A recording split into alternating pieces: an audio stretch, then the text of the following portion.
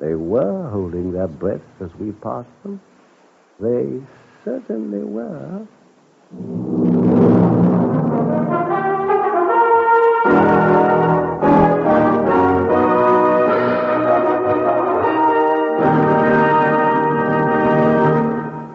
In a moment, we continue with Theatre Royal. We'd like to remind you of the fine Parade of Good Listening tomorrow night on NBC. Jerome Kern's musical drama Sonny takes the spotlight on The Railroad Hour, starring Gordon MacRae and lovely Lucille Norman. Then Howard Barlow and the Firestone Symphony Orchestra join with Metropolitan basso Cesare Siepi, the guest artist on The Voice of Firestone. Later, George London returns to The Telephone Hour, with Donald Voorhees conducting the Bell Telephone Orchestra. Top off your Monday evening of musical entertainment when Paul Laval conducts his city service Band of America in a double salute to the Safety Congress and National Bible Week. And you'll want to join that lovable pair, Fibber McGee and Molly, as they find themselves involved in another laugh-provoking misadventure the whole family will enjoy. That's followed by an amusing storytelling session as jokester Senator Ed Ford and his quick-witted partners Peter Donald, Harry Hirschfield, and former Governor Harold Hoffman get together to outdo one another on Can You Top This? Later Monday, enjoy a swashbuckling drama when MacDonald Carey stars in another thrilling episode of Jason and the Golden Fleece. And remember, tomorrow NBC joins the state of Ohio in a salute to popular funster Bob Hope, heard each morning with a quarter hour of helpful and hilarious tips to the housewife. For the best in listening entertainment, you'll want to stay tuned to your NBC radio network. And now we return to Theatre Royal.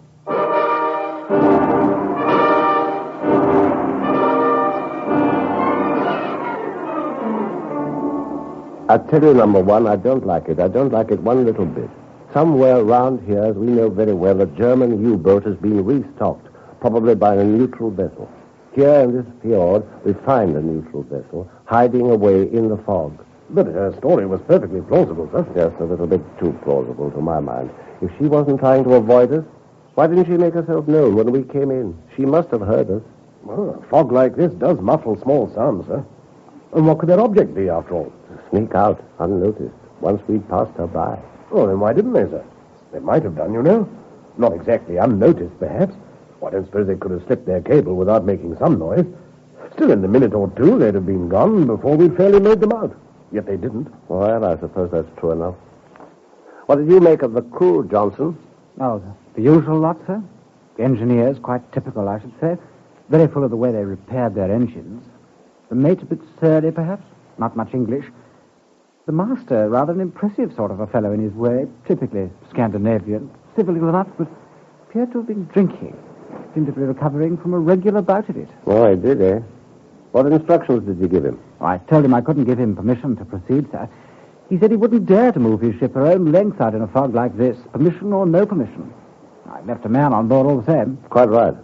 Well, keep an eye on her as much as you can with all this fog about, and keep your ears open. Aye, sir. I don't know. Maybe I'm a bit too suspicious, but I can't help feeling that this very plausible ship may very well have been the one that had a rendezvous with that U-boat out there. But you could never prove it, sir. Well, I don't know. I want to have a look at it myself. But from the report we've had, I'm afraid you couldn't even make a case for reasonable suspicion, sir. Could you? I'll go on board all the same. Muster another boarding party. Aye, aye, sir.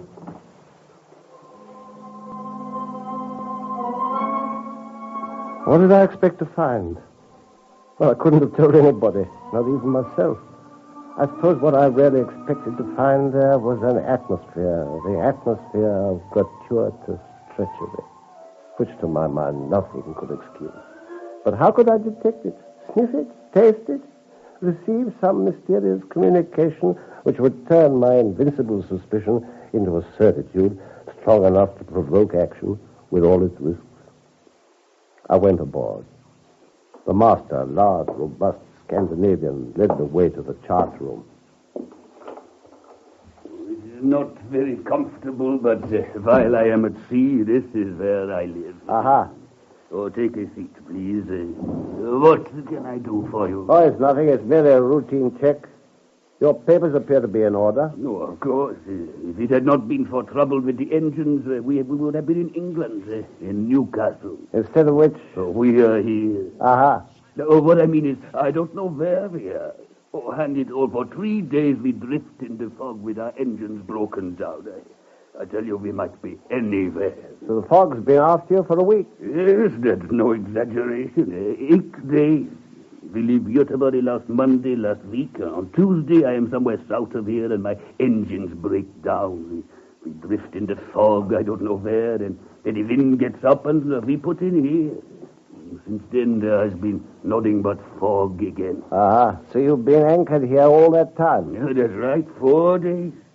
Oh, isn't it enough to drive a man out of his mind? Well, and it's like this. This ship is my own.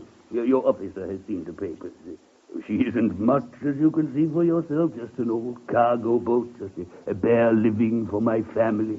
Those are their pictures up there. Yes, you'll be making a fortune for your family with this old ship before you've finished. Please. I mean, out of the war. Ah, yes. Out of the war. Well, what of that? You wouldn't be angry about it, would you? Oh, you are too much of a gentleman. We didn't bring this war on you. No, I suppose you didn't. Oh, and suppose we sat down and cried. What good would that be? Oh, let those cry who made all the trouble. Oh, time is money, you say in English. Well, this time is money. Oh, yes, it is money, all right. Well, I'm glad you're satisfied. Well, I suppose you've made it perfectly clear that the war's not your fault and why you're here. Your logbook confirms that very minutely. Of course, a logbook may be cooked. Please. I say a logbook may be cooked, faked, used as an alibi. Nothing easier. Oh. But you can't suspect me of anything. My cargo is made out for an English port in Newcastle. True. Well, then how can you suspect me? And what is it you suspect me of doing? Well, I haven't said that I do suspect you.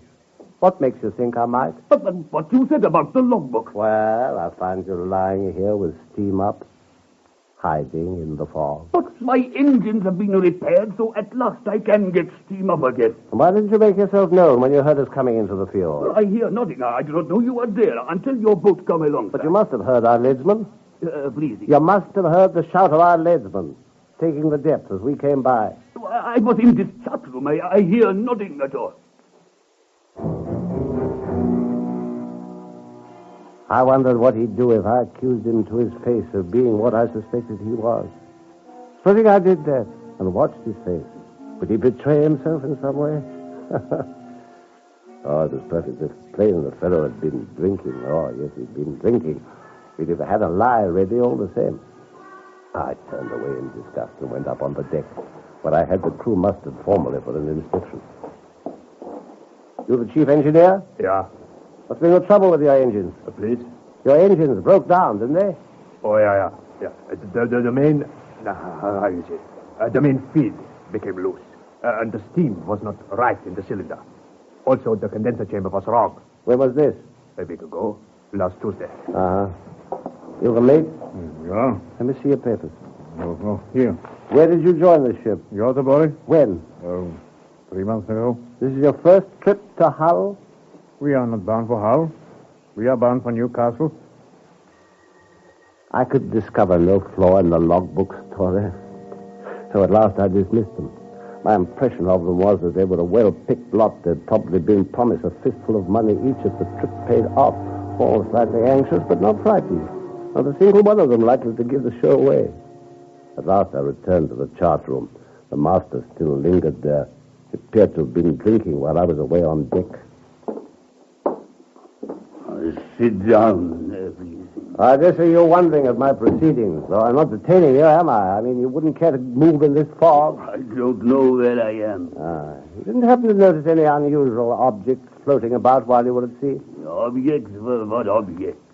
We were groping blind in the fog for days before we put in. We had a few clear intervals. And earlier today, I saw something out there that makes me suspect that not so very long since a U-boat was contacted and restocked, perhaps by a neutral vessel. Oh, I see. But you only suspect that. You have no proof. Oh, well, perhaps not. But I also have my information. That's why I happen to be here at all. Shooting's too good for people that conceive neutrality in that sort of manner. Oh, yes, perhaps. No, there's no perhaps about it. No, you are right. But what about the tempters? We better kill off that lot. There's 4, 5, 6 million of them. Oh, but I had better hold my tongue. You have some suspicions. No, I've no suspicions. Oh, well, let us put it like this. We know that you English are gentlemen, but, well, let us speak the truth. Why should we love you so very much? You haven't done anything to be loved. We don't love the Germans either, of course, but they haven't done anything for that either.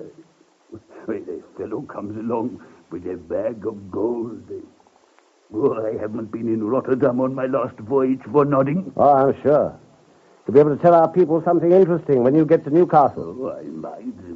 But you keep some people in your pay at Rotterdam, so let them report. I am neutral, aren't I? So you say. Well, listen.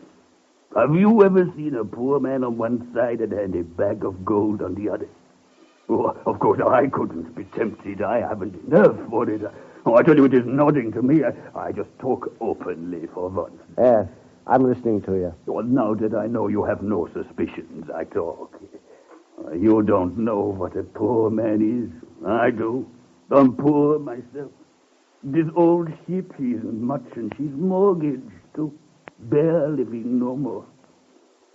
Oh, of course, I wouldn't have the nerve, but a man who has the nerve. See, the stuff he takes aboard looks like other cargo packages, barrels, tins, copper tubes, whatnot.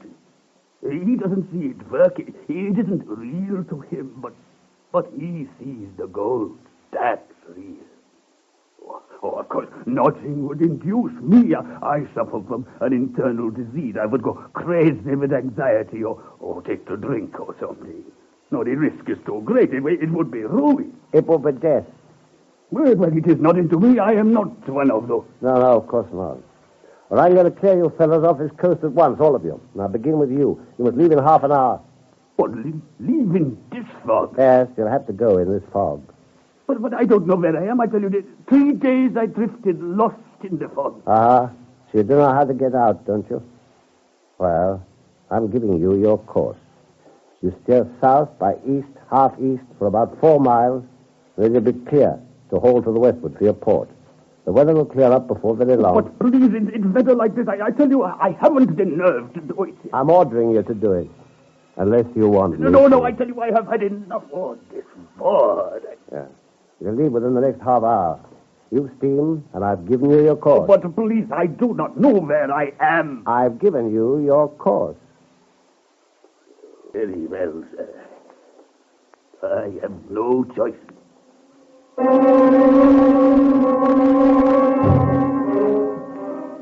I returned to my ship, leaving the master standing there as if he were rooted to the deck.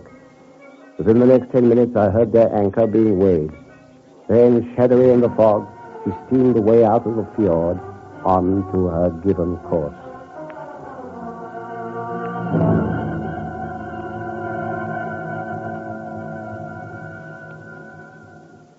Well, my dear, that's the end of the tale. In fact, you let him go. Now listen. That course would lead the ship straight onto the rocks beyond the mouth of the fjord. He steamed out, he ran into them, and went down. So, he had spoken the truth. He did not know where he was. But surely... I prove nothing. Nothing either way. It may have been the only truth in all his story. Yes. He seems to have been driven out by a menacing stare. Nothing more. And you knew? Oh, yes, I gave that course to him. It seemed to me the supreme test. I believe... No, I don't believe. I don't know. At the time I was 7. They all went down. I don't know whether I've done stern retribution or murder. I don't know. I shall never know. Oh, my poor... I shall never No.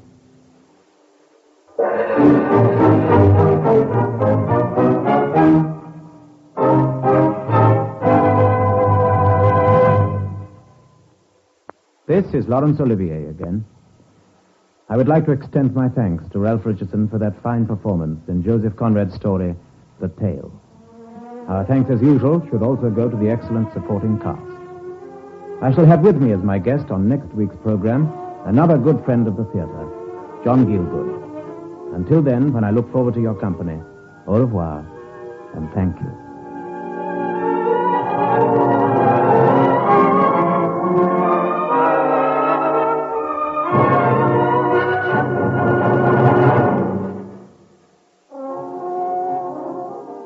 Sir Laurence Olivier introduced, as usual, today's transcribed program. The script was by D.G. Brightson. The music was under the direction of Sidney Torch. Theatre Royal is an NBC presentation, produced and directed by Harry Allen Towers.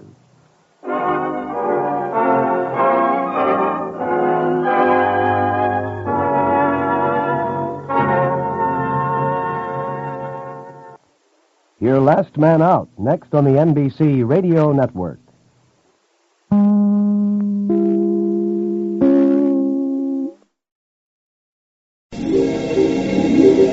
Now hands that delicious and feel soft as your face with mild green fairy liquid. They begin with the beans, coffee beans, coffee beans, coffee beans. When they're making Maxwell House, They take the fresh coffee beans, only fresh coffee beans. to make wonderful Maxwell House. Look inside the jar, it's a rich, fresh brown, 'cause there's coffee pot freshness all the way down. Yes, there's coffee pot freshness in every cup of Maxwell House. Keeping the radio memories alive thanks to the sponsorship of John Paul Pet. Pet care with a salon pedigree. Visit jppet.com today.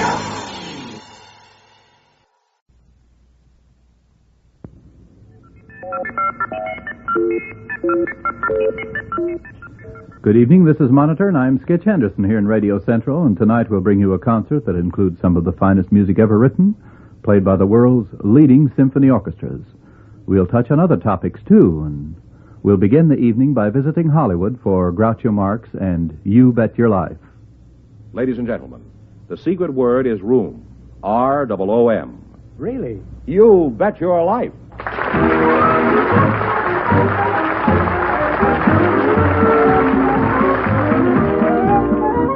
The National Broadcasting Company presents Groucho Marx in You Bet Your Life, the comedy quiz show transcribed from Hollywood. And now, here he is, the one, the only...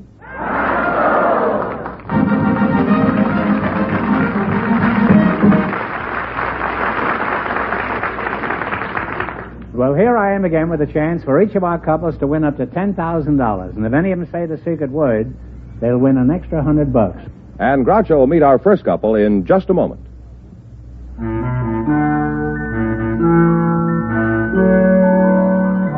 Say, that a new record? Yeah, here, I'll play it again for you.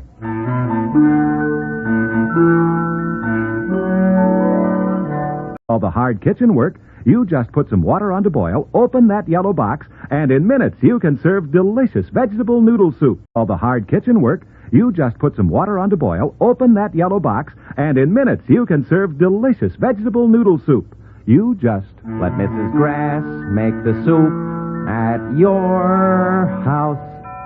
What's the name of that record? It's called Music to Make Soup By. Well, Groucho, you remember last week we ran out of time when you were talking to our last couple, and they agreed to come back tonight. Well, they're here, and just to bring us up to date, they were both single, although the young man did go on record as saying that he was engaged to be married. And, of course, you remember the young lady, an airline hostess for the German airline Lufthansa. So here they are again, Margot Rode and K.W. Shelby. So, folks, you come in, please, and meet Groucho Marx. Welcome again to You Bet Your Life. Say the secret word and you win an extra $100. Margot, it's nice to see you again. We'll talk to you in a minute. When we were interrupted last week, your partner here, Mr. Shelby, was in the middle of some kind of a cock and bull story about a water heater, a boiler blowing up or something. Blew him all the way to California, you said. What happened after you blew into town? Anything exciting? I guess about the most exciting thing that happened was that I won a limerick contest. Oh, you're an intellectual, is that it? What was your prize-winning limerick? Do you remember, or are you lucky enough to have forgotten it? Yes, I think I remember. You remember it? What was it? Could you recite it for us? Yes. She's never heard any of the great American poets. I doubt if she will now. Why don't we let her decide that? Well, that's... You may be crazy. You like poetry? Schiller and Goethe and all the... Well, let's see what he has to say. Yes, that's what I like say. that, yeah. You can keep your nose out of this. I can talk to him without you butting in, you know. What was the lyric? Let's hear it. Well, it went like this. You blowhard, you. On an island with nothing else but a coconut tree and a hut, two men and a dame played the triangle game till alas the swains met with rebut. That's not bad at all. And you wrote this yourself? Part of it. Part of it? You mean this was a collaboration? Give us the last line again. That intrigues me. Huh? Till alas the swains met with rebut. Till the last of the swains met with rebut. Now that's just like Heinrich Heine, isn't it? Almost, yeah. You like that, huh? Mm-hmm. What does that mean, do you know? I don't know. No. The rest of it is pretty bad, but that last line is terrible. How did you allow that to sneak in there, that last line? That was the only line I wrote. And that was the winner? You can imagine what the losers must have written. Well, what did you win for writing this epic? A revolver with only one bullet? No, I won an island in the South Sea. Who owned the island before you won it? It was a British possession. I knew the British Empire was breaking up, but I didn't think they were giving away pieces of it as prizes in a limerick contest. That is really a shrinking empire there. What kind of an island was this? Was it romantic? Yes, it was romantic. The tropical moon and swaying palms and a nice coral beach and blue clear waters. Margot, before you marry him for his island paradise, do you have any questions you'd like to ask him about the island? Well, yes. How big is it? That's a very good question. Who cares about the tropical moon, the sleepy lagoon? And 4 kinds of beer. Anything you want. And you pour this into your passengers while they're up in the air? Yes. I have only one question to ask you. How do you ever get them down again? Are you interested in matrimony, Margot? No. You wouldn't want to get married at all? Ever? Well, yes. What kind of a man would you like to marry, Margot? Well, I guess, first of all, he's got to be handsome, you know. Well, I'd hardly say that Shelby was an Adonis, but he certainly isn't a dog. Would you be willing to marry Shelby? Well, Grocer, I don't think I stand a chance. I think he's engaged, isn't he? So what? Slipping 3 kinds of white wines, 3 kinds of red wine, and 4 kinds of beer? You take off for Germany without even going to the airport. Well, I'm sorry I couldn't get you two really interested in each other, but apparently Shelby is a loyal lover, and you have other plans besides. But that's life. However, you're going to be partners at making some money, and that also can be important. Now, you understand this game? There are 3 kinds of questions, 100, 200, and 300. Mm-hmm. Now, these are the hardest, these are medium, these are the easiest. Mm-hmm. Now, you can pick what you want. If you win up to $500, you get a chance at the big question. If you don't, you just keep what you earn. I might add you to get 4... You keep out of this, will you? No, you get 4 questions. You selected world capitals. You understand anything about it? You ought to be flying around all the time. No, all right, you pick the first one, Margot. $200 one? $200. Oh, you're going to be ashamed to take it. What's the capital of West Germany? I could make it tougher by asking her who was buried in Grant's tomb. Well, Who's buried in Grant's tomb? Who? What's the capital, the western capital of the capital of West Germany? Well, it's Bonn right now. That's right. I had a bun on the other night. All right. You have $200, 300 more, and you'll get a chance at the 10,000 at the end of the show. You have 3 more chances. Come on, come on. Go ahead. Your turn. Oh, a $300 one. What's the capital of Liberia? Monrovia. Monrovia is right. We have one here in California. And you now have $500, which means you're eligible, but this is on the house. Go ahead and take 2 more. And this is a $300 question. That's right. What's the capital of Burma?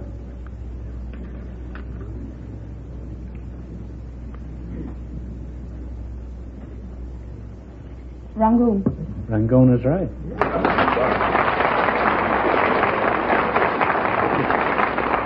You now have $800. I thought that was a coat, a Rangoon coat. I used to wear one of those right after the market crashed. I mean, the first time. You have another You question. get another chance. How much do they got now? 800. Oh, boy. Go all out. Yeah, you're in now. You're in for the $10,000 Say, you win any chance. more money here, you may switch and marry her. I Don't you like her? Oh, I think she's very attractive. But like He I said wouldn't even before, I'm marry me. engaged. You wouldn't even marry me for the money, you see. What is the capital of Ecuador? This is 300 again.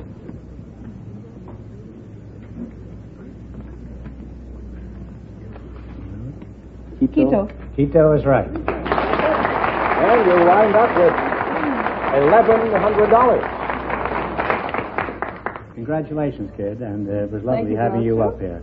It's been fun. You're a credit to Liberia, and you too.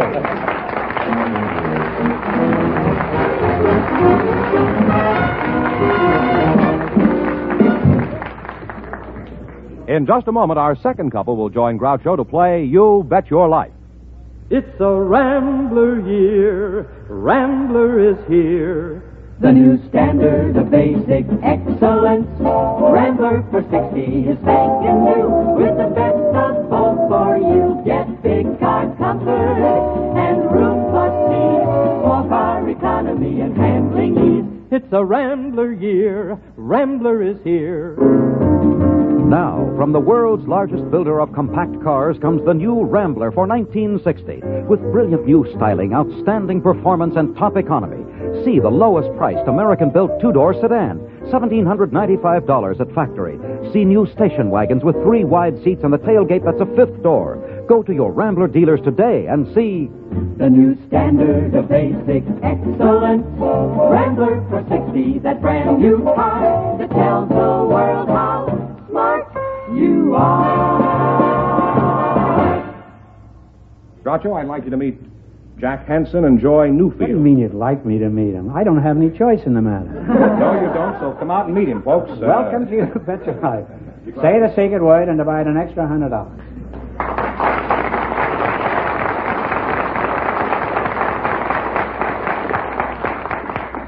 Well, let's see. Jack Hansen and Joy Newfield, eh? Is that right? That's right. We could use more of both of you around here, Joy and Jack. Are you married? You two? Huh? No. Are you married, Joy? Yes, I am. You I've are? been married for 22 years, Groucho. No kidding. You certainly don't look it. You could have said you've been married 10 years, and I wouldn't have known the difference. How old are you, Jack? 26. Where are you from? San Francisco, Groucho. Are you married? Yes, I am. Did you meet your wife in college? No, I didn't, Groucho. I met her in high school. You met her in high school? That's right. Is that why girls are going to high school now? To snag a husband? Well, I didn't get married in high school, Groucho. You mean you didn't get married during the classes? No, it was much later than that. Around 5 that afternoon? Well, what happened after that, Jack?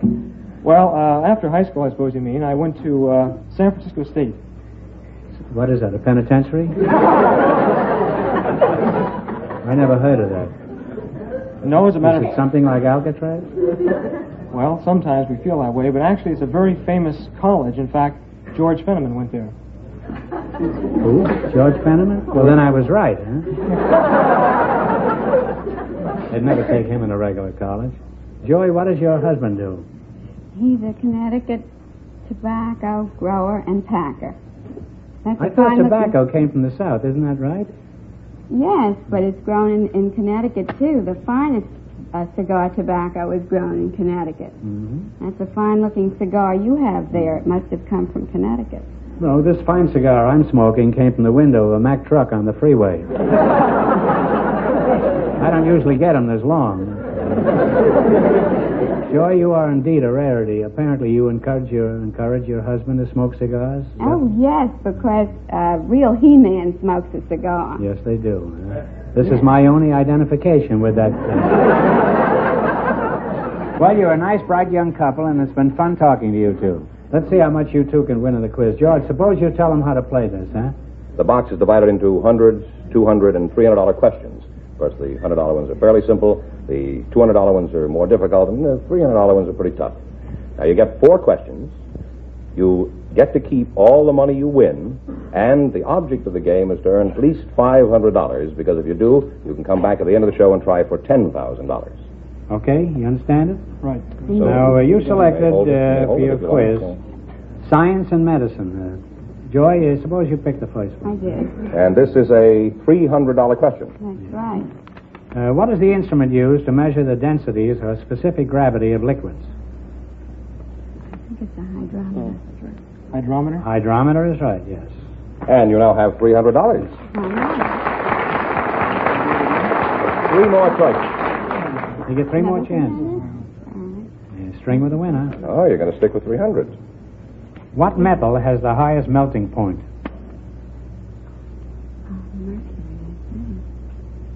Melting point? Melting the point. highest melting point. Yes, it's melting point. It's up near Malibu. That's iron. Iron, I think. No, it's tungsten. Well, You don't lose any money. You still have your $300. You have 2 more chances. This time, $200. This will give you a chance at the big money. For $200, what is the name of the science that studies heredity? Genetics. Genetics is right. You now have $500. 1 more question. This is 300 again. 300. It'll give you 8 if you win. And it'll give you ulcers if you lose. No. No, I hope not. Well, what is the chemical name for ordinary chalk?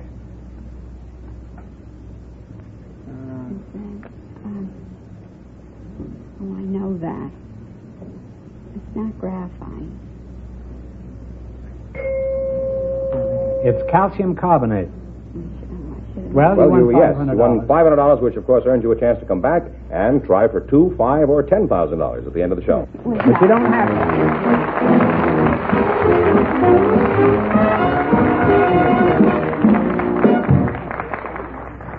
We'll see if both our couples can bring their winnings up to $10,000 in just a moment. Make your dollars stretch with Rambler for 1960. The Rambler dollar is a bigger dollar, a big, big, big, bigger dollar. Make your dollars stretch, go Rambler for 1960. You get a lot more car for your dollar. The Rambler dollar is a big, big, bigger dollar. Rambler for 1960 is here at Rambler Dealers. Rambler, the new standard of basic excellence, now with brilliant new styling and big car comfort and room, small car economy and handling. Go to your Rambler dealers. See the stunning new Ramblers from the world's largest builder of compact cars. See the lowest priced American-built car, only $1,795 at factory. The Rambler dollar is a big, big, bigger dollar. Well, we have 2 couples entitled to try for the big money tonight, Groucho. First, here is K.W. Shelby and Margot Rode.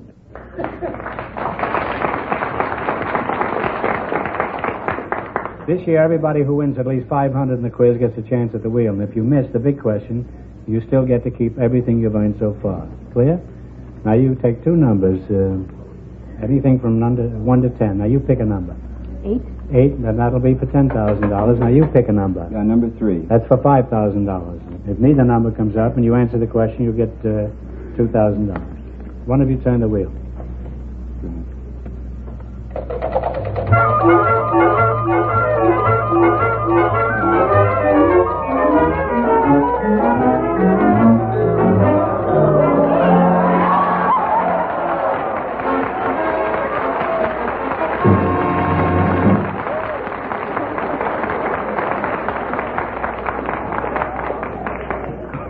Had to come from Germany yet, huh? All right, here it is for $10,000.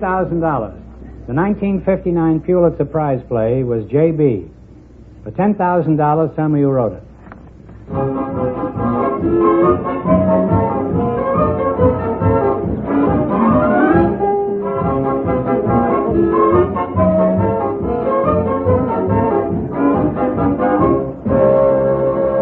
What's the answer you two have decided upon?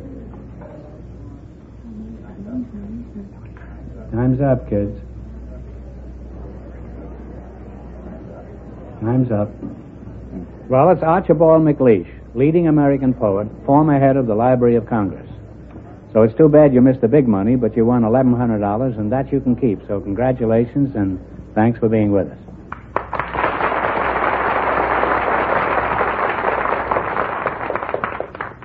Groucho here, Jack Hansen, and Joy Newfield, who had a try at the $10,000.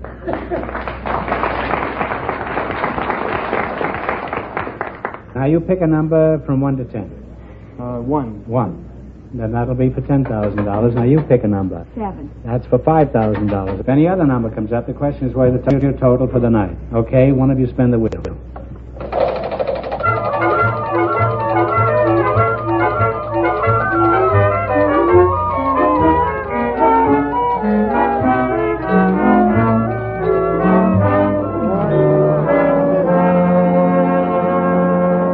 Well, you picked 1 and 7, and it came up 3, so this question is worth $2,000. The Crusades of the Middle Ages were aimed at the recovery of the Holy Land from Islam. For $2,000, can you tell me the name of the great Sultan who led the forces opposing Richard the Lionhearted and other Crusaders?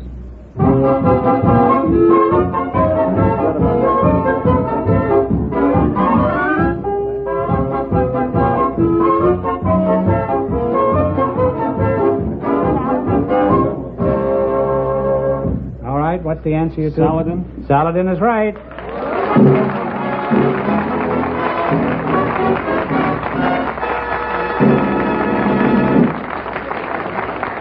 Well, you two won $2,000, and they've won what before? How much before? I've forgotten now. Well, anyway, you won $2,000. Congratulations and thanks. Thank you very much. To both of you, and you bet your life. It was fun.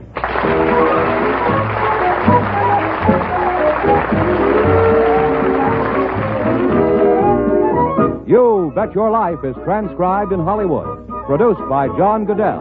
Directed by Robert Dwan and Bernie Smith. Music by Jack Meakin. This is George Fenneman reminding you to tune in again next week, same time, same station, to hear the one, the only Groucho. And see Groucho every Thursday evening on NBC television. You Bet Your Life is heard by our armed forces around the world. This is the NBC Radio Network.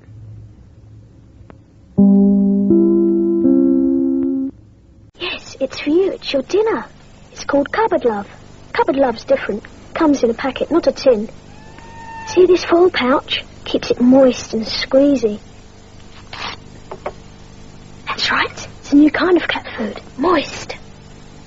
It's good for you. Like it? New Cupboard Love. What the well-cared-for cat has for dinner. Another colour with city dirt? That dirt edge needs Mild Green Fairy's cleaning edge. Concentrates where powders can't. Right on the dirt. Even on city dirt. Oh, Fairy has the cleaning edge. You know how much dogs love fresh meat? Well, here's something pretty amazing. New Hap. Moist, meaty, really juicy chunks that look and taste as good as fresh meat. Dogs love it just as much. See, one collie's eating fresh meat, the other Hap. Now watch. You can even change the bowls over, and the dogs love it just the same. Give your dog New Hap. It looks and tastes as good as fresh meat. I hope you're not hungry, dear Henry, dear Henry. I've just burnt the roast and I've ruined the sponge. Well, that's a nice thing, isn't it? After I've been working all day... Henry, I've got me secret supply. You don't mean... Polo mints. Yum, yum.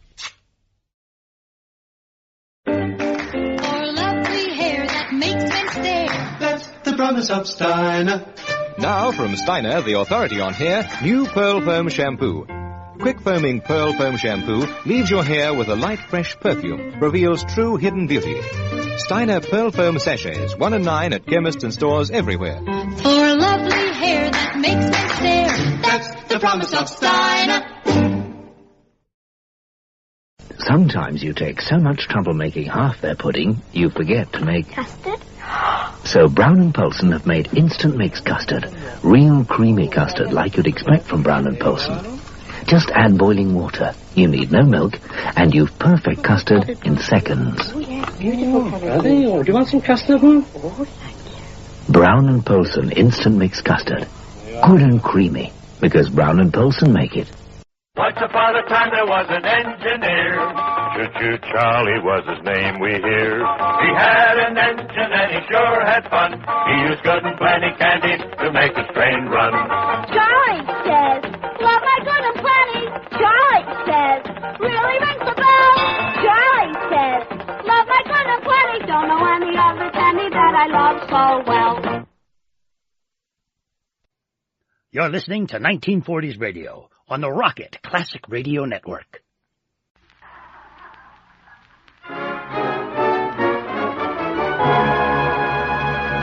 The Harold Perry Show.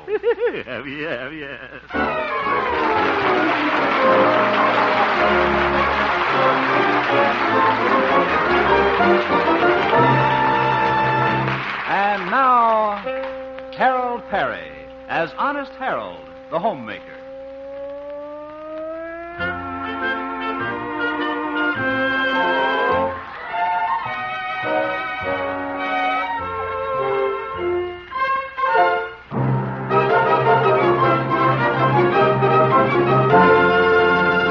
The place, Melrose Springs. The time, a Saturday morning in April 1951. On this fateful morning, a great decision has just been made by one of the town's leading citizens, Honest Harold. That's right. This is the day. I'm going to clean out our cellar.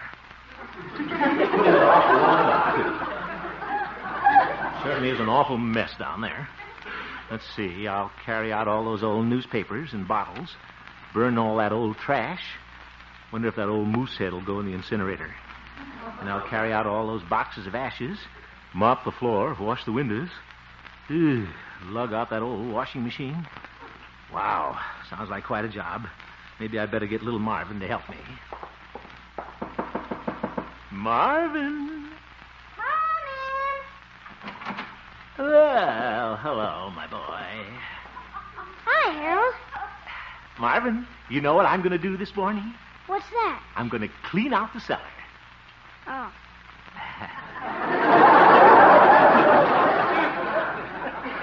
Going to be a lot of fun, rummaging around through those old magazines and things.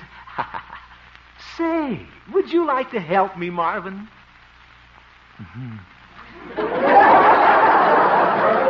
I said, would you like to help me, Marvin? I heard you. Oh, well, I just thought today being Saturday, and if you aren't doing anything... Well, it's such a nice day. Some of us kids were going out to the picnic grounds at Bear Lake. Oh? Well, do you have to go picnicking today? I should get outdoors. You know what you always say. I'm just a growing boy. Well, you can grow in the cellar. Mushrooms do.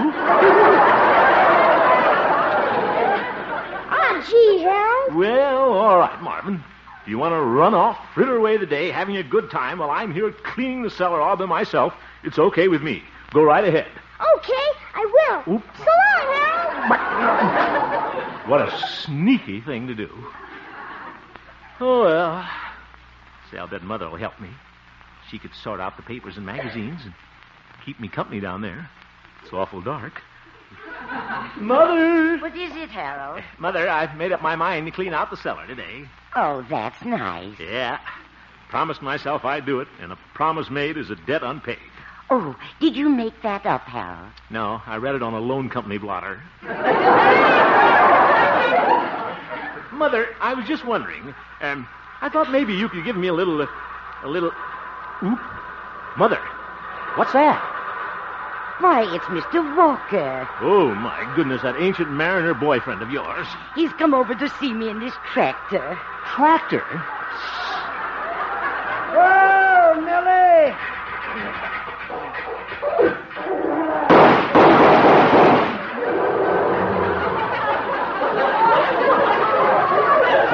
Gene Autry meeting Hopalong Cassidy. Oh, just look at him coming up the walk, Harold. Doesn't he look handsome in his Palm Beach suit? Yeah. Looks more like something that was washed up on the beach. Oh, now, Harold. Look at that. Why doesn't he stop showing off? Come in, Ogilvy. Ogilvy. Give a cheer, Walker's here. How corny can you get? Hello, Ogilvy. Oh, hello, Mrs. Hemp. Oh, brother. Oh, hello, crooner. Yes. I heard you sing on your radio program this morning. I didn't sing on the radio this morning. Well, I heard something that sounded like you. Guess it was a hog calling contest in Charleville. Hey! Now, look here, I was only joshing, Sonny. Yeah. Of course. Harold is cleaning out the cellar this morning. Well, how's everything feeling down cellar, Sonny? How's the cold been? Yeah, it's very good. Mother, since I'm going to clean out the cellar, I was going to ask you if you'd... Oh, I was going to ask you something myself. Emily. What's that, Ogilvy? Well, it's such a nice day. Just thought you might like to go out to the picnic grounds with me. Oop. Oh, that sounds wonderful. I'd love to go. That is, Harold, if you don't want me to help you clean the cellar. Help me? No, you go right ahead, Mother. Oh, all right. Oh, shall I make some sandwiches? No, I brought our lunch. I didn't want you to soil your fair white hands, my lady.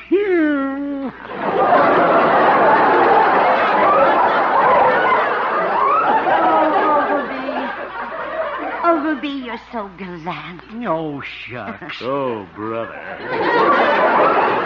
Well, shall we get started? Hey, you better wear a hat, ma'am. It's a little blowy on the tractor today. All right. I have it right here. I'm all ready, Ogilvy. All right, Emily. Take my arm and we'll go out and join the birds and bees at the picnic ground. I hope he gets ants in his potato salad. Goodbye, Harold. Yeah, goodbye, Mother. Have a good time, if possible. Too bad you're not going, Sonny. I'll save an olive pit for you.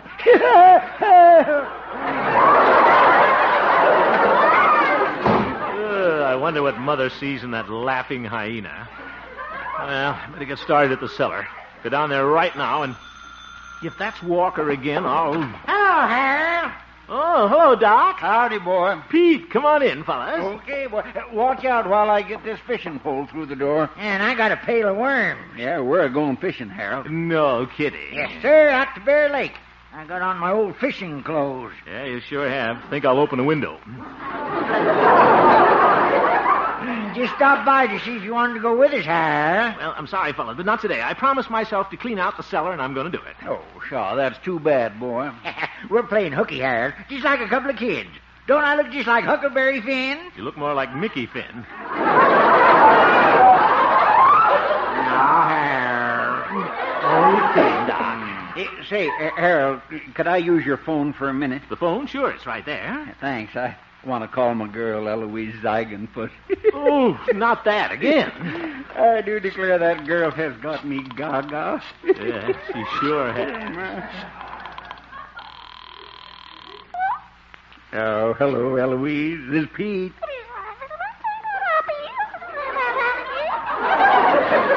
Well, I'm sorry you can't go with us today, honey bunch. Are you going to miss me today, Eloise? Oh, aren't they cute, Harold? Yeah, cute. She sounds like the bottom of an ice cream soda. Eloise, I'm coming over to see you tonight.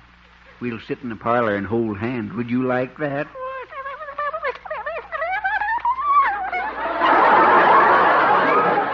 Goodbye, Eloise.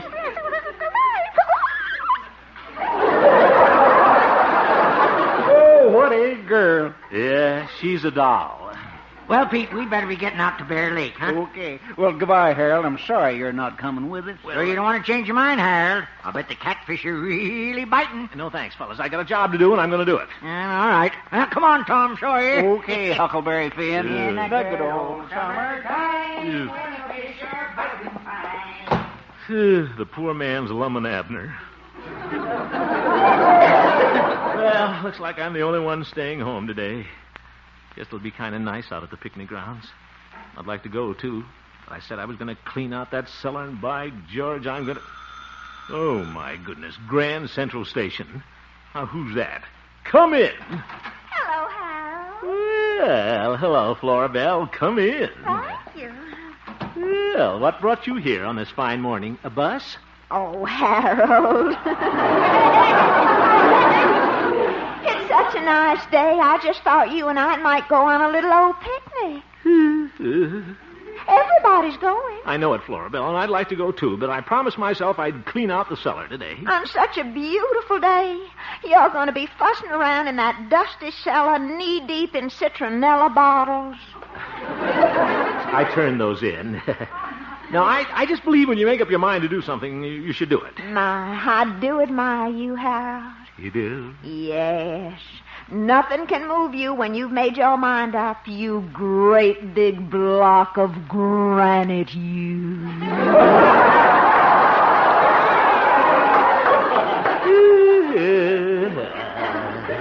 Just think, we could be strolling arm in arm while the robins are chirping their love songs and all nature is dating and mating. Dating and mating. But you'll be down in the cellar doing your job. I will. Then we'd go canoeing on the lake. Mm-hmm. You'd sing me a love song and play a ukulele. Uh-huh. Harold, since you're not going with me, I wonder if you'd sing something for me before I go. Now? Yes. So when I'm on the picnic all alone, I'll have your memory while I'm munching my luncheon. Well, all right. I'll sit on the piano bench with you. We'll make believe we're in a canoe. All right. You row and I'll sing. If I can play this.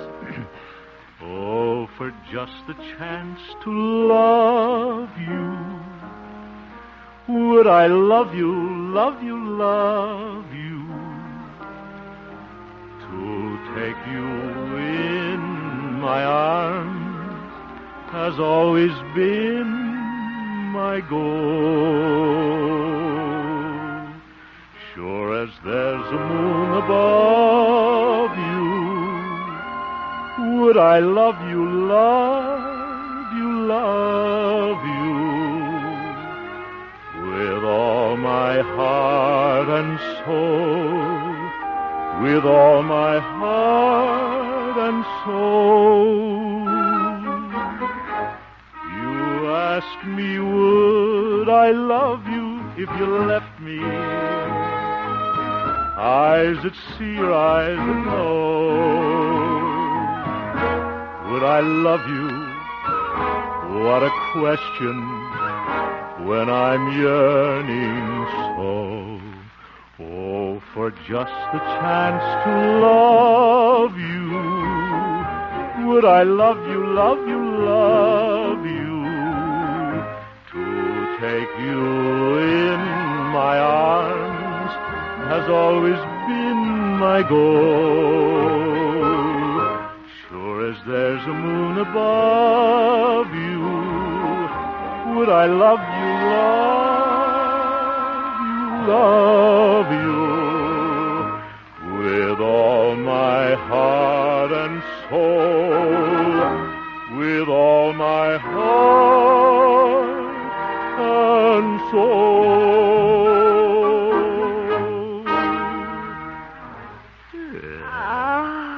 That was beautiful. Thanks. Well, I'd better be going so you can get down to your cellar. That's what you think. Come on, Florabelle. We'll munch on that lunch together. We will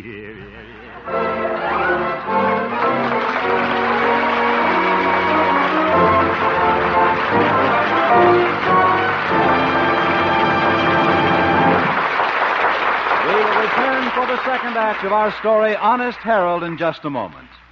A little later on CBS this evening, Gary Crosby will be his father's guest on The Bing Crosby Show. Also on CBS this evening, we'll bring you the Johnny Bratton-Don Williams fight from Detroit. This bout and the Bing Crosby Show will be heard on most of these same CBS stations. And now, back to Harold Perry as Honest Harold, the homemaker.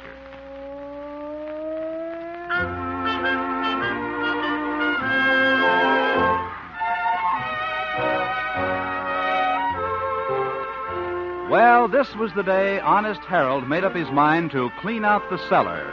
Being a man of willpower, did he let his friends talk him into postponing the job and going on a picnic? No. And when the lovely Florabelle tried to charm him into taking her on the picnic, did this man of iron give in? Quiet, don't tell him everything. So we find Florabelle and Harold just arriving at beautiful Bear Lake. Isn't the lake pretty, Harold? Yeah, sure is. As blue as your eyes. Oh, there's Dr. Yancey and Pete the Marshal. Oh, brother, I was afraid of that. Yoo-hoo, Dr. Yancey, Pete. Florabelle? Well, I do declare, look who's here. Well, hello, Harold. And Florabelle. Hello, boys. Yeah, hello, boys. Hey, Harold, I thought you was going to stay home today and clean out the cellar. Well, Did you find her down there, boy? Okay, Pete. You wouldn't come with us, Harold. I guess we're not as pretty as Florabelle. You can say that again. You want me to? Yeah.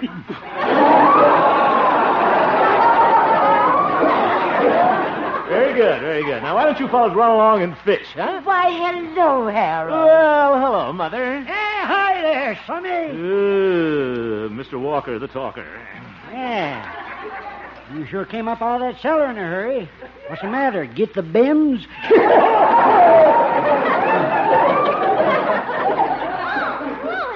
Well, hello, Marvin, my boy. Say, I'm getting hungry. Can we eat now? Of course, Dr. Yancey. We'll roast the hot dogs right now. Will you light the fire, Harold? Oh, sure. Anybody got a match? Harold, why don't you light the fire the way you used to? You know, when you're an old woodsman. An old woodsman? Remember? You told me you never used a match. You made a spark by hitting 2 flint rocks together. Well, Yeah, this I gotta see. Go right ahead, Daniel Boone. Well, I would, but I guess there aren't any flint rocks around here. Too bad. Here they are, Harold. My own flesh and blood, too. Well, thanks very much, Marvin. Well, go ahead, boy. We're watching. Huh?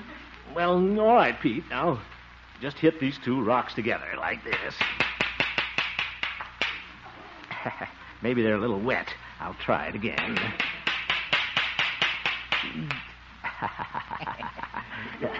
Maybe you need a new wick, Harold.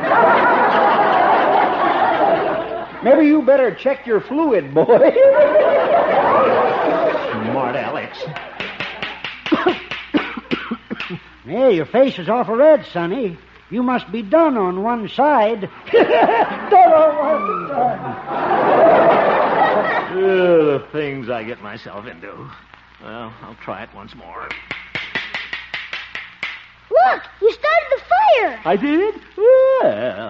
Well, I'll be darned. Why, Harold, you're wonderful. It's really burning. Yeah, and so is Mr. Walker.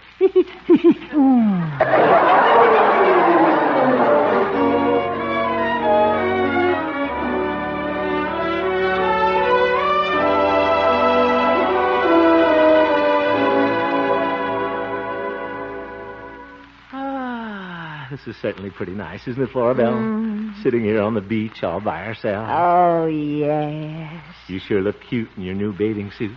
You like the color, Harold? Salmon pink. Yeah. Never saw a salmon that looked like that, though. You like my bathing suit, Florabelle? It's kind of daring, too. Shows my knees. Yes. Harold, what's that number on the back? 367. Yeah, that's my locker number at the YMCA. Well, should we take a little dip? Oh, it's so early in the season. That water looks awfully cold. Cold? That's nonsense. There's nothing to it. The trick is to run in and get wet all over. Now, you watch me. Here I go. Come on, Florabelle. All right. Well, maybe I'd better put my toe in first. Ooh. Well, no use rushing the season. Guess it's a little too cold for you. Well, we can just relax on the sand. All right. Remember how we used to dig tunnels in the sand, Flora Belle? Watch out, I'm going to dig one over your way. Well, Harold, you're a wonderful digger. Yeah.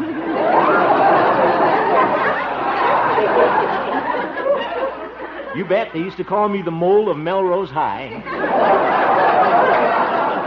Here I come. Dig, dig, dig, dig, dig. Gotcha. Yeah. I'll let you go till you give me a little kiss. Well, just one now, you hear?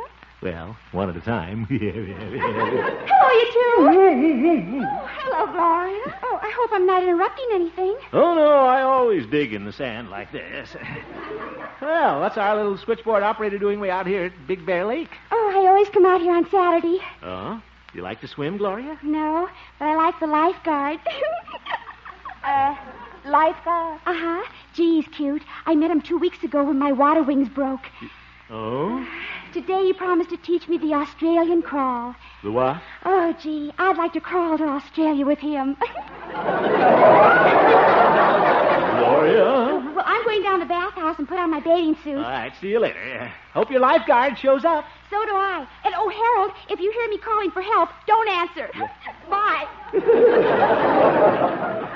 Gloria's a cute little kid, huh? Falling for a lifeguard like that. Imagine. Yes. Where were we? Oh, yes, I was just about to steal a little... Harold, there's that lifeguard coming down the beach. You see him? Yeah. My, isn't he attractive, Harold? Oh, I don't know. Doesn't do anything to me.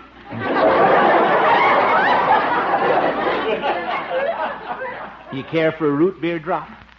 What a wonderful physique. And, oh, look at that tan. Why, he looks like he stepped...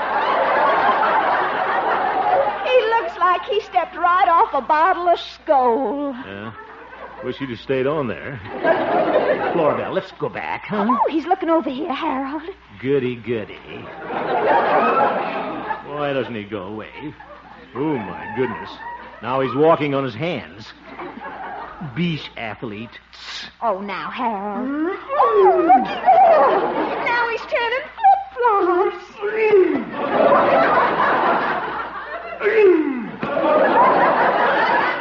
Somebody ought to throw him a fish. Come on, let's ignore him, Flora Belle.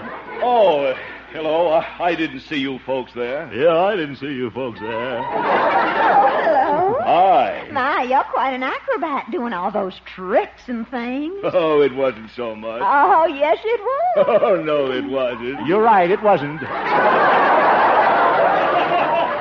Lifeguard, we don't want to keep you from your work, you know. Guess you're pretty busy on the beach picking up Dixie cups and things. Oh, I'm not working now. I'm on my lunch hour. Glad I'm not drowning. How about taking a swim? You folks been in the water yet? Well, I had my toe in. I mean, the water's still a little cold. A little too early in the season for me. Well, then I guess you won't mind if this young lady and I go swimming. Huh? Well, it's a little early in the season for her, too. Oh, well, I don't think it's so early in the season. It's almost May. Before we know it, it'll be June, then July. I better hurry up and get in the water or the summer will be over.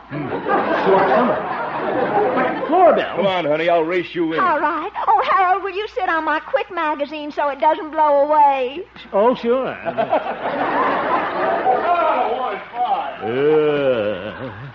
Look at him. Showing off. Mr. America. Bet he looks terrible in clothes. Wish there was some way I could show up that muscle-bound beachcomber. So I bet if I jumped off that high diving tower there, it would impress Flora Belle. Looks awfully high. But what the heck? Once I get up there, all I've got to do is fall off. By George, I'll do it. What's this? Oh, that darn magazine is stuck to me. Well, I got it all off with the cover. Sure looks like a high climb up there. Well, here goes.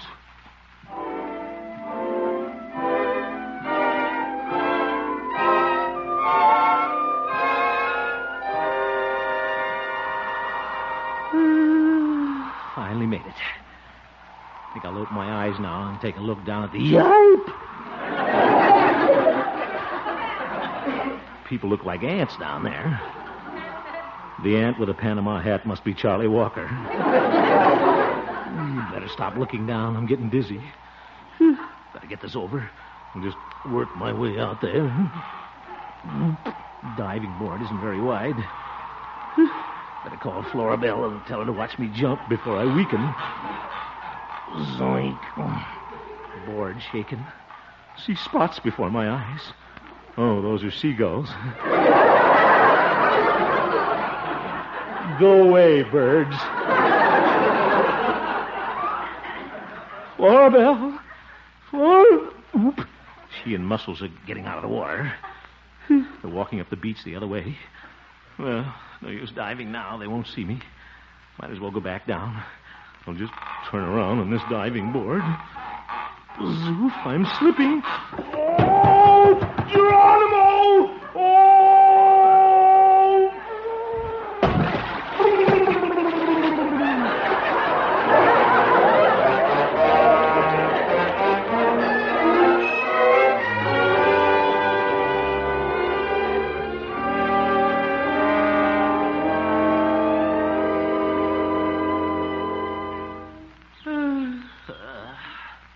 What a picnic.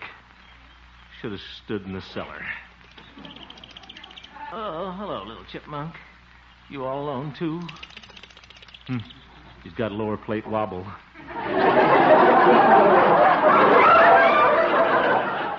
Little chipmunk, you want to come and sit on this log with me?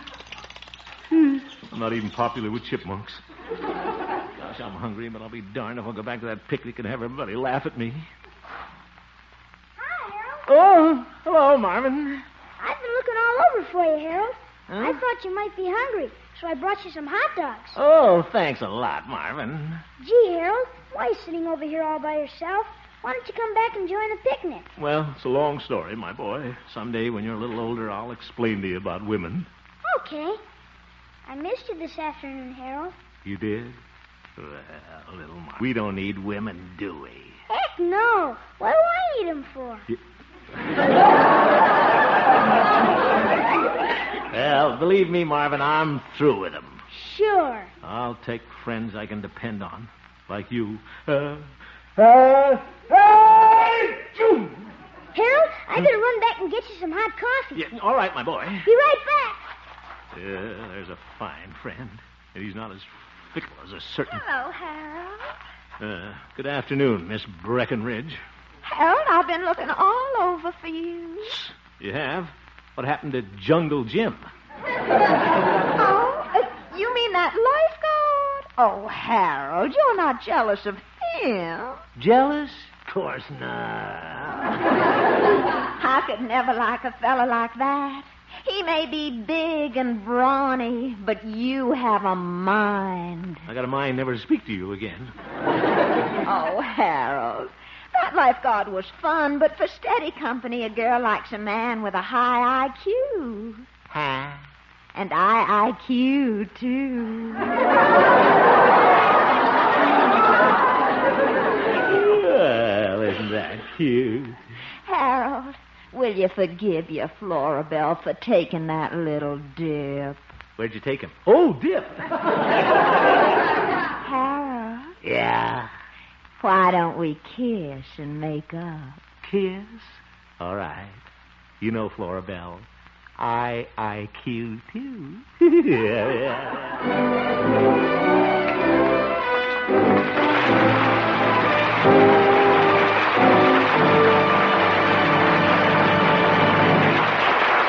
You have just heard the Harold Perry Show, Honest Harold. The supporting players tonight included Jane Morgan, Parley Bear, Shirley Mitchell, Cliff Arquette, Stuffy Singer, Peter Leeds, Dave Light, and featured Gloria Holliday as Gloria and Joseph Kearns as old Doc Yak Yak. Norman McDonald directed, and the music was composed and conducted by Jack Meakin. It was pretty, too, wasn't it? Honest Harold, created by Harold Perry, was written by Gene Stone, Jack Robinson, and Dick Powell. Good jokes, fellas. Tomorrow, Thursday, April 19th, General Douglas MacArthur will address a joint session of Congress, and his address will be carried by most of these same CBS stations. Be listening to CBS when, this Thursday, tomorrow, General MacArthur speaks to Congress at 30 minutes past noon, Eastern Standard Time. Stay tuned now for the Bing Crosby Show, which follows immediately on most of these same CBS stations. Bob Lamont speaking.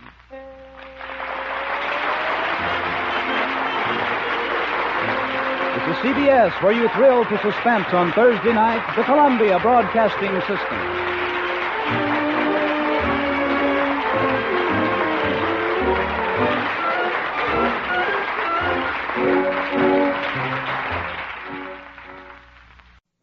This is the 1940s radio channel from the Rocket Classic Radio Network.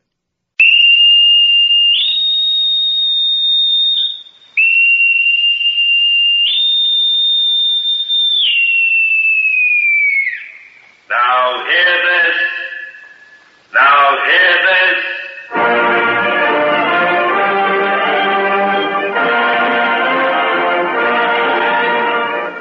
The National Broadcasting Company, in cooperation with the United States Navy Recruiting Service, presents Now Hear This, dramatic stories based on the personal experiences of those gallant men and women who embody the great traditions of a great service, the United States Navy.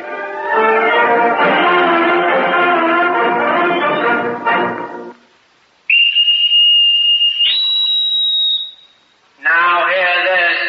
Liberty Party boats will leave the after gangway at 1300. If you shipped aboard with us during the past couple of months, you know that we've rehashed a lot of battle action. Tulagi and a PT group, Tinian and a bunch of CBs, and Salerno and the USS Philadelphia. Now, if you aren't Navy, it might seem that a sailor spends all of his time at battle stations. However, that isn't exactly true.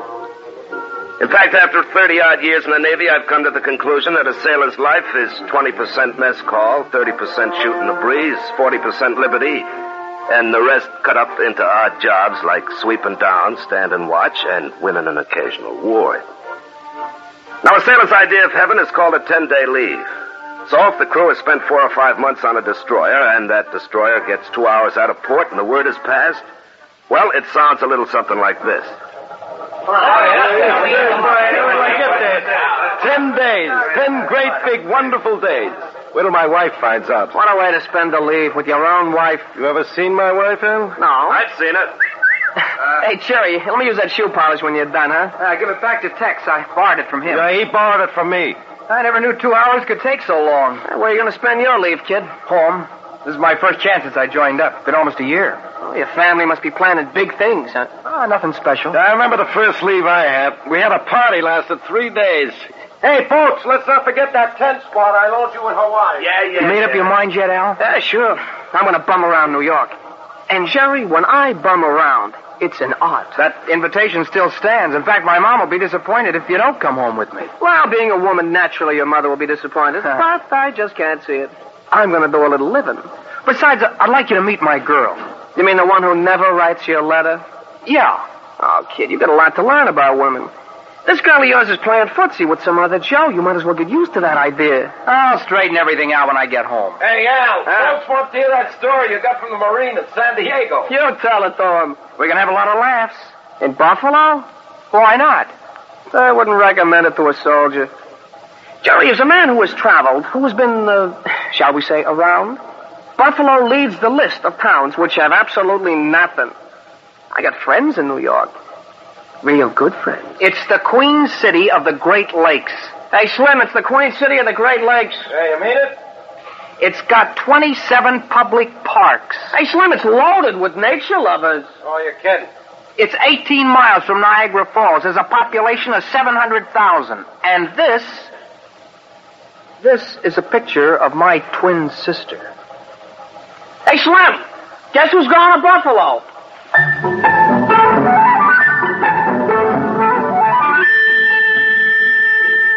It takes a while to get a ship secure, but finally everything is shipshape and the sailor gets his feet firmly implanted on solid ground. And as soon as he thinks it isn't going to heave out from under him, he starts for points east, west, north, and south. Everything from his thumb, a bus, plane, or a railroad train. This is the beginning of a 10-day leave, and it can't start soon enough. Guy could get seasick on one of these things. Relax. Look who's talking. Relax. As our guys hit Iwo Jima were looser than you are. Now, I got a lot on my mind. Well, I didn't think you were counting telegraph poles just for the practice. Hey, Al, you know a lot about girls. For this special talent, I was given the Navy Cross with 3 clusters and a lace garter. I'd been going with Peggy for about 3 years. You told me. We had a big fight when I decided to join the Navy. Well, it doesn't make you exactly different. There's plenty of girls who... Where was I? You were trying to decide whether you should make a play for the blonde, and then you saw her husband. Big, wasn't he? Yeah. Well, wasn't that Peggy didn't want me to join the Navy? I was acting the big shot. I told her that I'd be in for 6 years and didn't expect her to wait for me. And she said, okay, if that's what you want, you can have your high school ring back. Uh-huh. You got a picture of this dame? Yeah, my wallet. It isn't a very good one. We took it the early part of last summer. Jerry, my boy, if this girl is sitting around mooning, she's probably got plenty of guys helping her. Thanks. Can always count on you to keep me happy. Oh, relax. When we get to your hometown, I'll steer you in the port. I really shouldn't have any trouble. Well, if you need the advice of a master, I am at your service. You want to go back to Club Car and get something? No, I'm not thirsty. Are you done with that detective magazine? Yeah. Well, you go back to counting telegraph poles. You read this story? Huh? This a dame knocked off 7 guys in 5 years. She married all of them. Oh, that's different. Look how fat she is. Me, I like them built like...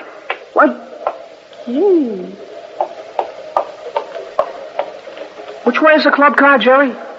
That way. But I thought you said you weren't thirsty. I'll force myself.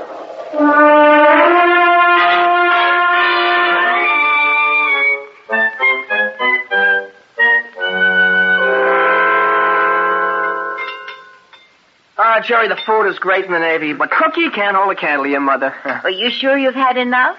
You sure you wouldn't like another piece of cake? Oh, ma'am, I don't think I could lift it, let alone eat it. Now, Mother, don't force them. They've eaten enough for 10 men. Sit down, take it easy. You're going to spoil us, Mom. This is my chance to fatten you up. You look so... Mom, I put on 15 pounds since I joined the Navy. Well, you still look skinny. I think he looks swell. He can handle himself okay, sir. I remember we had a 3-day liberty in Panama. There was Tex, Slim, the kitty, and myself. Well, we blew off the ship at 2300. Al, you sure you wouldn't like another cup of coffee? No, I've had plenty, thanks. Where was I? You were just about to get Jerry into trouble. As a matter of fact, it was me that he got out of trouble. Either you boys like a cigar? No, thanks, sir. Jerry, something's worrying you. I can see it. Now, Mother. I'm okay, Mom, honestly. By the way, has anyone been asking for me? Well, no more than usual. Mrs. Paul's boy wants to join the Navy. She'll be over tomorrow to see how you're doing. I meant any of the gang. Well, the boys at the club were asking about you. Say, we've got a father-son tournament coming up. And I've cured that slice, so maybe we can win the cup. Oh, I'm a little rusty. I haven't swung a golf club in a year. There isn't much room on a destroyer. A well-hit ball could send half the crew diving overboard. We'll see that you put in a couple of practice rounds. You care to play, Al? I'll try anything once. I'll go heat up the coffee. How are things at the office, Dad? Coming along. What business are you in, sir? The automobile business. I don't suppose I could interest you in our latest model. Not unless it has a rudder and a keel. I still got 3 more years to go in this hitch. You going to sign on again? Well, I'm not sure. This is my second. Maybe I'll take what the Navy has taught me and make it pay. I'm qualified for 2 or 3 different jobs. Well, the coffee's nice and hot. I'll set it on the table and you can take what you want. I'll pour it, man. You going to spend the whole night around the house, Jerry? Well, guess so. Why? I just wondered. Maybe tomorrow or the next day I'll drop around to see the gang. Sir, is it all right if I step out into the hall with my shipmate? Of course. Jerry, I'd like to talk to you for a minute. Now, Al, don't start anything. Jerry, I don't like to give advice, but there are times when it's needed. Well, I'm doing all right. You look sick. Just like you were coming down with the measles. Now, you run along and see this dame. I'll keep your folks company. Well, maybe I will call her, just to let her know I'm in town. Oh, these amateurs. Look, Jerry, you've got the advantage on your side, the surprise attack. Don't give her a chance to set up a defense. Come in out of the sun. It's nighttime. Don't be so literal. Take it from me, kid. In a couple hours, you'll be back on the bridge running the whole deal. Oh, I still think... I'll see you later. Go on, shove off. Ooh, That boy sure did take a lot of coaxing. Oh, boys, your coffee's getting cold. Ma'am, Jerry had a little errand to run. A very important friend of his named Peggy. Peggy? And now, Mother. You know, there's something that's wonderful of you to invite me here. I really appreciate it. We want you to feel right at home. Do anything here you do in your own house. My house is a ship, sir. I don't have much family, except an aunt in California. Well, you consider this your home. And you've got a wonderful family. This is your whole family, isn't it? Well, not quite. Jerry has a twin sister, Jane. If I remember correctly, he did mention the fact that he had a sister. Oh, you'll like Jane. I'm sure I will. Too bad she's out of town. She goes to college at Ohio State. Doesn't get a vacation for another 2 months. I think I'm going to kill myself.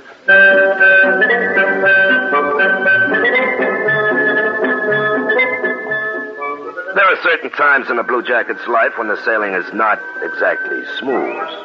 You plan on calm waters, you count on a voyage without any problems when up pops a small typhoon. And then again, there are times when you just sail ahead into what looks like the smoothest of seas. But the sea being a restless body, odd things happen.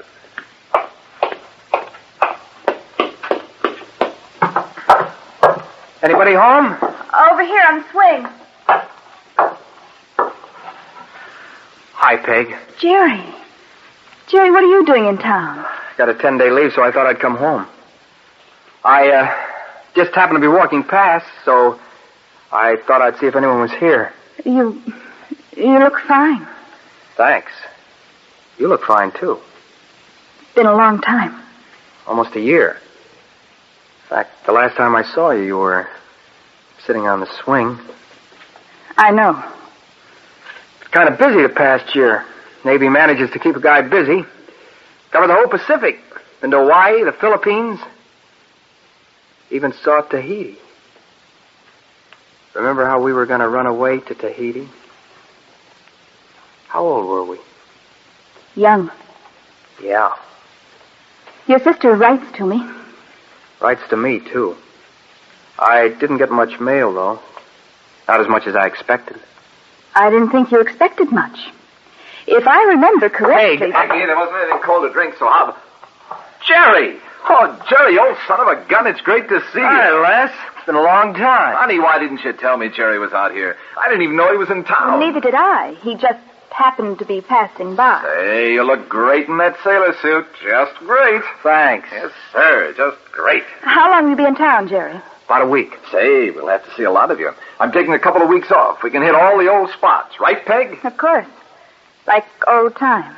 I don't suppose there's anything cold in the icebox. No, just water. I'll get you. Oh, don't get up, honey. I'll get it. After all, I owe a lot to this boy. Why, if it wasn't for him and the United States Navy... Oh, you just sit where you are, Jerry. Yep, owe you a lot. Still talks a lot, doesn't he? Not as much as some people. Ouch. I guess I had that coming. Jerry, hasn't anyone told you? The way he's blowing off, you'd think he's moved in. Mind you, I like Les, but he does sort of try and take over. He has. Huh? We're going to be married this September.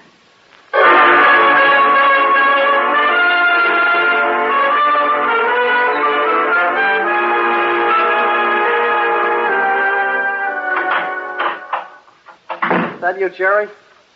Yeah. I can turn the light on. I'm not sleeping. I know my way around this room. Let's go to sleep. Now, I've been staying awake long enough to tell you that I hate you. Sorry. Why didn't you tell me your sister was away at school? I spent the whole night playing casino with your mother. Sorry. Hey, what's eating you, pal? I took your advice and surprised Peggy. Hmm? Well, she had a great big surprise of her own. Come on, let's have it. She's going to be married in September. Why, it's only July. I know the guy she's marrying. I'm dead. Why? Well, the guy drives a new convertible. Works in his dad's bank. Has dough, position, a future. And a 3-carat ring on my girl's finger. So? So what have I got? Me.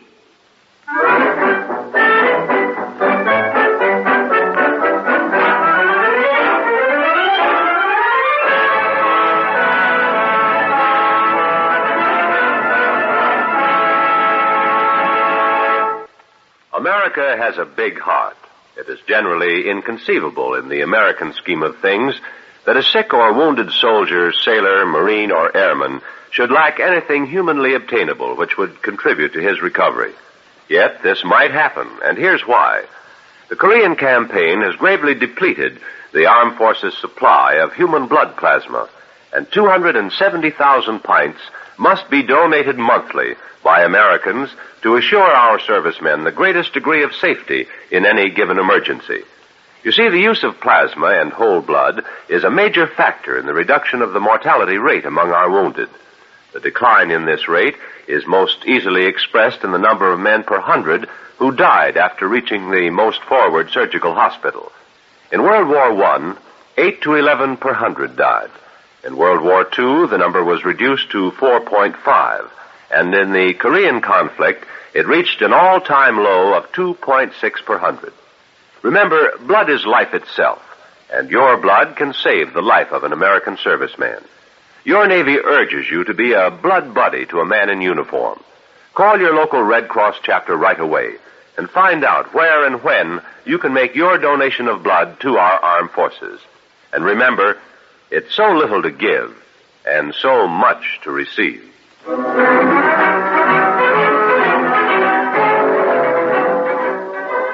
Navy teaches a man initiative. It teaches a man to do things. Prepares him for a civilian endeavor, so to speak. And naturally, if a problem arises, why, a sailor approaches that problem in the direct way that a sailor approaches any problem. He sends out his reconnaissance, maps his strategy, tries every form of battle action at his command, and, above all, is helped in his every move by his shipmates. Oh, yes, sir. No matter what the problem, a sailor can always count on his shipmates. Please, Al, don't do me any more favors. But I'm just warming up. A little more help from you and she won't even look at me. Sure, a few of my plans did get a little snafu, but those were only experiments. I'm just getting ready to swing my big guns into action. Thanks. Today we're joining them at the beach for a little swim. Oh, no, we aren't. But I gave my word. Then you keep it. Jerry, trust me, boy, trust me. After last night? What about last night? There we were, slowly cruising past the movie at about 3 knots when they came out. So we joined them for a drink. And Les picked up the check. Sure made me look great. Jerry, this is a point of honor. You've got to get that girl. Get off my back. What if it ever gets back to the fleet that Al the Magnificent was outmaneuvered? It's happened before. By a guy named Lester?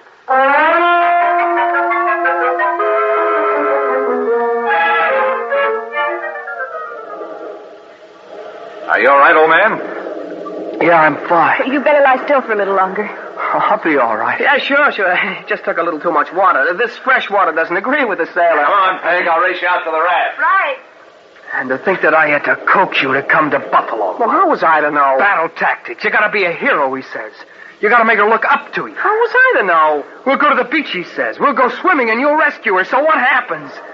She rescues me.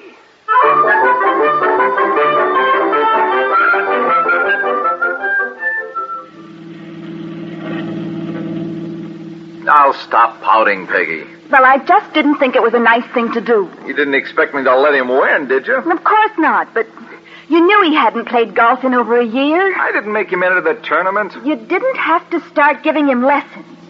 You did it just to make him look foolish. Oh, relax, Peggy. Everybody had a good laugh. Didn't they? Besides, I bought a round of drinks. What could be fairer? Let's change the subject. Okay with me. Besides, I just wanted to show you how lucky you were that you didn't get stuck with him. Better watch where you're driving, Lester. You're liable to run down that brass band.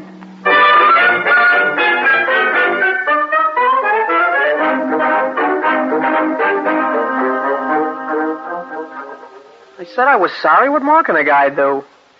Al, what do you say we pull out tomorrow instead of waiting until Sunday? Huh? In fact, there's a 10 o'clock train tonight. Gets us to New York at 7 in the morning.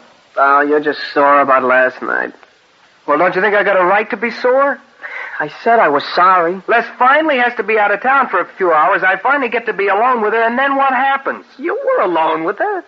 Say, just who do you think you are, the invisible man? Well, you didn't have to pay any attention to me. Oh, no. Who else could get a word in? You got so embroiled in how you single-handedly won the Battle of the Coral Sea that you forgot to get lost. She was interested. Whose side are you on, anyway? Yours. But that story is so fascinating, I'd love to hear myself tell it.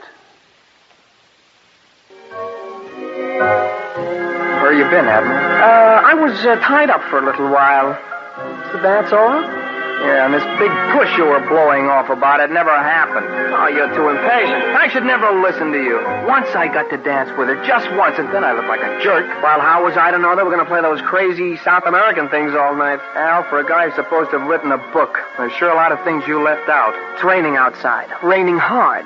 Well, there's no sense in hanging around here. Let's shove off. We'll stop and get a beer before we hit the sack. Peggy and the creep gone? Peggy and Les have gone. The creep is still here. If I didn't know you were my shipmate, I'd think you were looking right at me.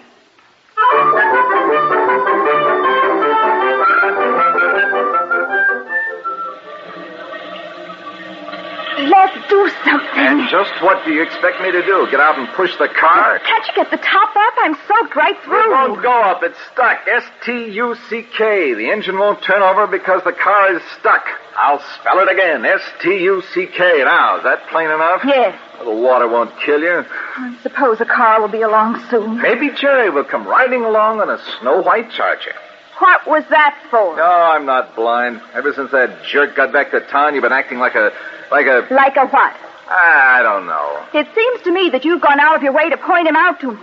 You've made him look like a fool every chance you've had. Me? Let's change the subject. That's all right with me. Car's getting soaked. It'll take me a week to dry it out. Maybe you'd like me to drape my jacket across the fender. Now who's being sarcastic? Boy, I've sure learned a lot about you since Jerry got back in town. We back to that again? Yes. We're going to stay on it until it's settled. I'm fed up with his hanging around. No matter where I turn, I find him. He'll be gone in 2 days. Good. Then maybe you'll start acting like a human being. Les, I'm sorry if... Now, don't start with the tears. I'm up to here now. Sorry? And don't pout. Look, there's a farmhouse about a mile back. I'll see if the guy has a car. You sit here and think. You'll see that I'm right. Anything you say. Yeah, you treat a woman too good and she's bound to get out of hand.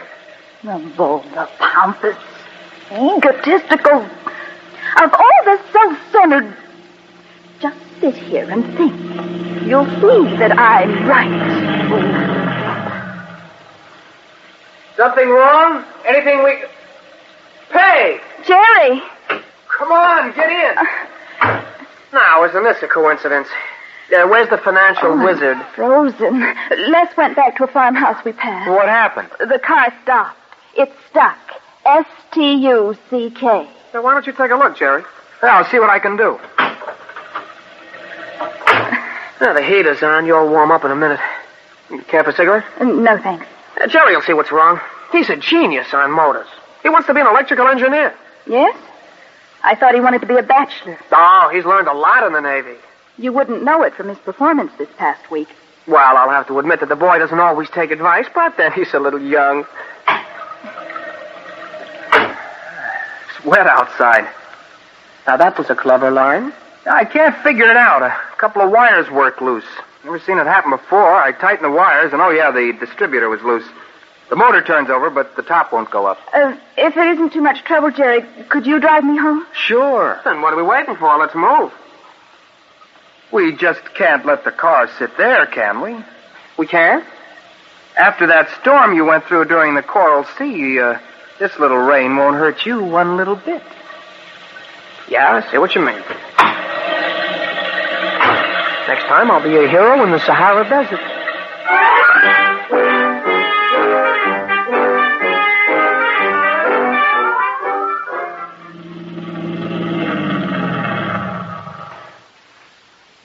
Home safe and sound. And quiet, too. You haven't said 2 words since I got in the car. As a matter of fact, I did a lot more talking than I should have last summer. I know. You better get in the house and change your clothes. Oh, they're almost dry.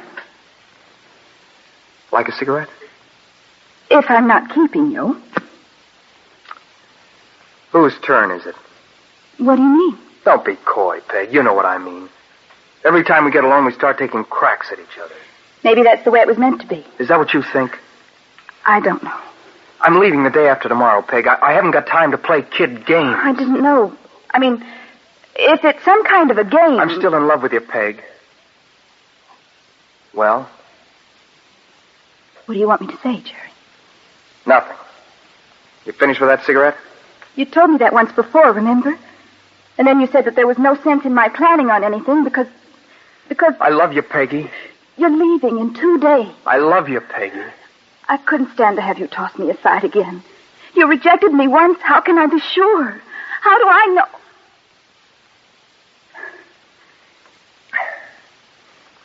Got any other questions? Jerry, this isn't fair. I'm engaged to Les, and I'm going to... I was going to be married in September.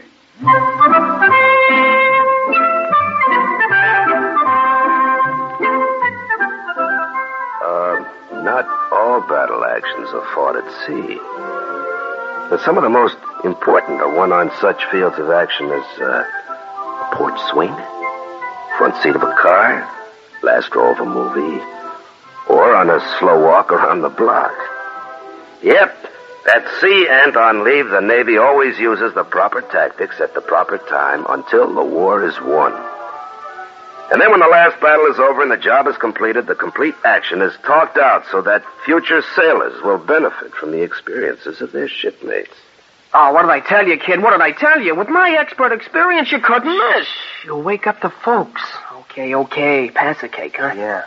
Hey, have your mom send one like this every week. We're going to be married in December. You're married? Of course.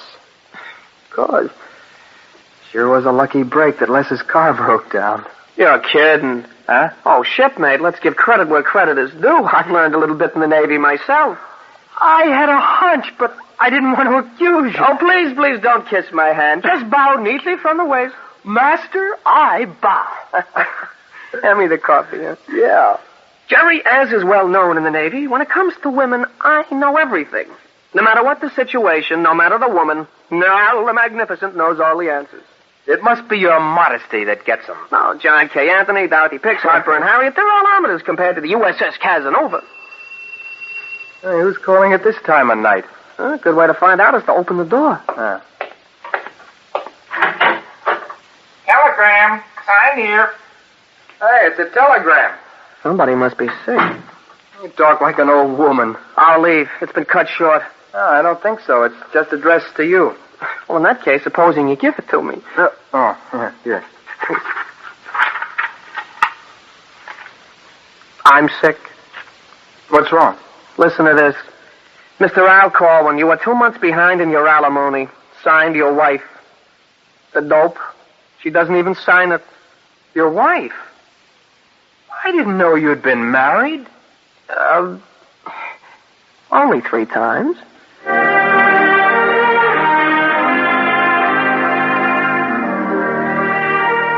According to naval regulations, it's no disgrace to lose a battle, as long as you win the war. Well, Jerry had the situation well in hand, but Al was a difficult case. However, before we sailed for the Pacific, Jerry's sister met the boys in New York, and Al became a new man. Yep. Tore up his little black book, ripped Lana Turner's picture off his locker, and proceeded to spend every off-hour writing letters. Actually turned into the quiet retiree type, no kidding.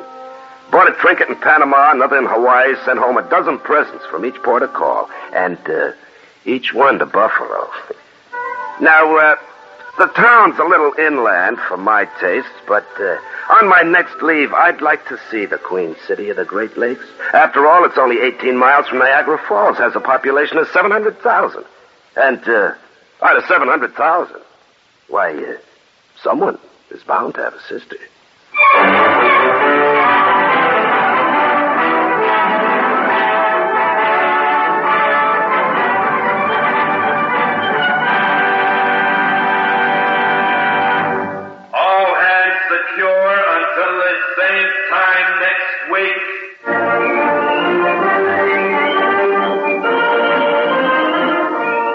The National Broadcasting Company, in cooperation with the United States Navy Recruiting Service, has brought you another in the series of dramatic incidents based on the experiences of the men and women in the United States Navy. In today's story, your narrator was Larry Haynes, and the cast included Elaine Rost, Charmé Allen, Maurice Tarplin, Casey Allen, Jack Grimes, and Clifford Carpenter.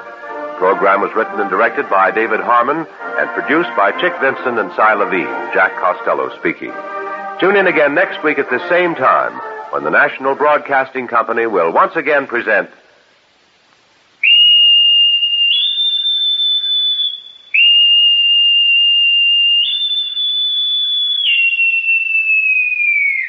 Now, hear this. Stay tuned for You Can't Take It With You, next on NBC. Keeping the radio memories alive thanks to the sponsorship of John Paul Pet. Pet care with a salon pedigree. Visit jppet.com today. I hope you're not hungry, dear Henry, dear Henry. I've just burnt the roast and I've ruined the sponge. Well, that's a nice thing, isn't it? After I've been working all day... Henry, I've got me secret supply. You don't mean... Polo mints. Yum, yum. You're listening to 1940s Radio on the Rocket Classic Radio Network.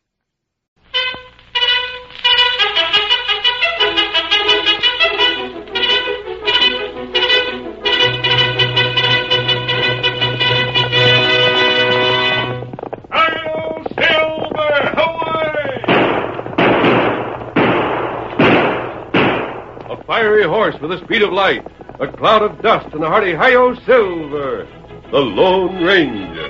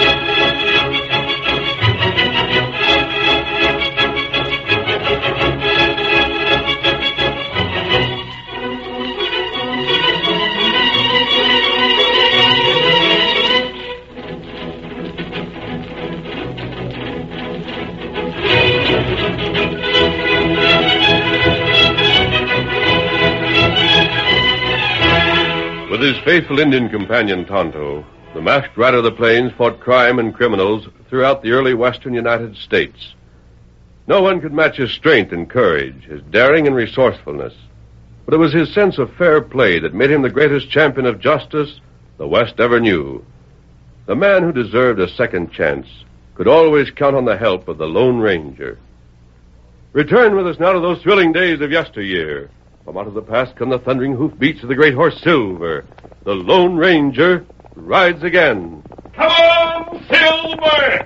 Ella's waiting on the tram ahead! Oh, Silver, away!